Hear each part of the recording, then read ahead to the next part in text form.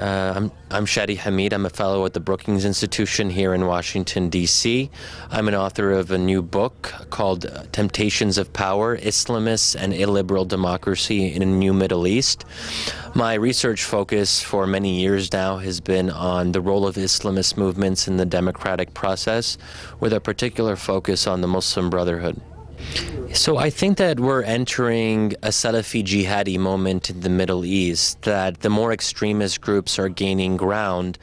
And of course now we've seen the so-called establishment of a caliphate by ISIS in large swaths of territory in Iraq and Syria. So we see a very negative trend line. So I think one of the key questions here is, what about the more moderate or the more mainstream Islamist groups that are maybe problematic in their own way, but at least they're generally committed to nonviolence and working through the democratic process? What about them? So groups like the Muslim Brotherhood and its descendants and affiliates across the region, they've suffered a kind of relative decline over the past year because of the military coup against Mohammed Morsi, and they're playing less of a prominent role. So I think what we've seen here is the strengthening of the jihadist narrative. They say the Muslim Brotherhood, they want to go slow, they're very gradual, they want to work through the messiness of the democratic process. So these extremist groups are saying, forget that gradualist approach.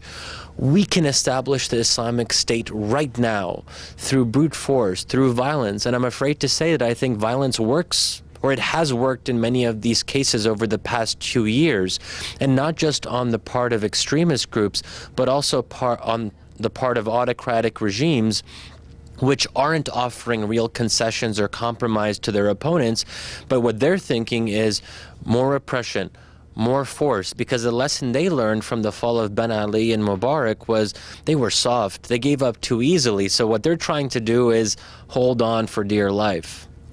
Well, first I'll just say that I think the Islamic tradition is very multifaceted. And there's not one Islam. So you can have one Muslim who looks at the Quran, Sunnah, and tradition, and he or she comes with a certain conclusion, but then someone comes up with a different conclusion. We hope that the more moderate interpretations are the ones that have the most currency, but sometimes it doesn't work out that way. And unfortunately, the extremists have their own justifications, and they point to the text too, but they distort the message in their own way. But ultimately, I think that that's the challenge in Islam today, is that unlike Catholicism, for example, there's no central church or mosque that tells Muslims how to believe. So what we've had is almost a kind of democratization of Islamic thought. Everyone is doing it on their own, and you have a lot of preachers that maybe aren't very well qualified, and they're very politicized, and they go in a troubling direction. So this is the challenge that we have.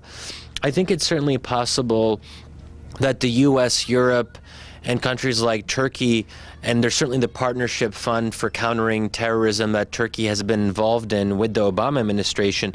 So there are kind of educational and social initiatives that I think can help promote more tolerant or pluralistic understandings of Islam. That's certainly part of it, but we shouldn't lose sight of the fact that some of this has to do with politics. If young Muslims are angry and frustrated and they don't have outlets to express their grievances, then naturally they're going to be susceptible to extremist messages.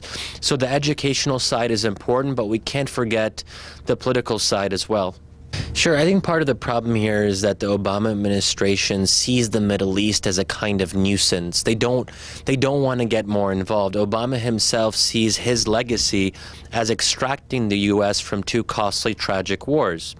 So anything that kind of brings the U.S. back into the middle of things, Obama, I think, has a fundamental, almost philosophical resistance to that.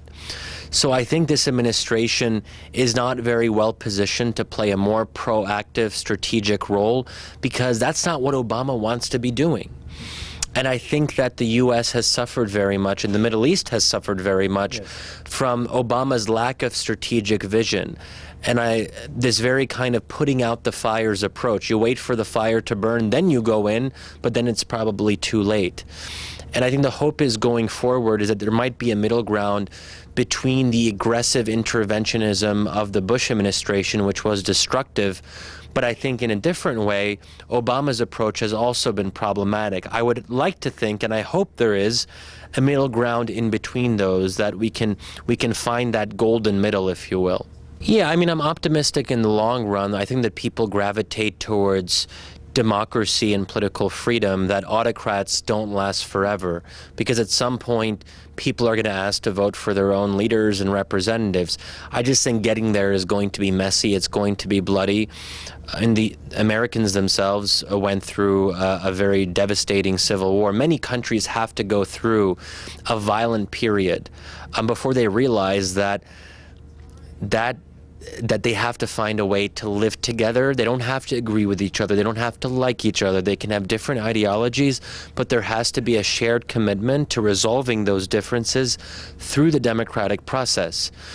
And I think at some point, when you've seen so much bloodshed, you start to realize that the peaceful approach is the best approach. I hope those more positive messages of Islam will gain ground. I don't think that's where we are now. I think that there's going to be this interim period of considerable violence. But yeah, I mean, in the long run, I do think that the arc of justice bends in a positive direction, as the saying goes. And I think that, but we have to wait, and there has to be patience, but the international community has to do more. And I think the point is well taken as well, that with all the money that has been used, for example, I think the intervention in Iraq, the war in Iraq, and the devastation that resulted has poisoned the atmosphere in our own country here in the U.S., but also in the Middle East, and we're still seeing the after effects and the legacy of the Iraq war. We're seeing it today with the rise of ISIS in Iraq. Yes. So I think that, you know, it's an interesting question. If the Iraq war hadn't happened and the Bush administration had used those billions of dollars for a better, different cause, then maybe things would have been quite a bit different. Yeah.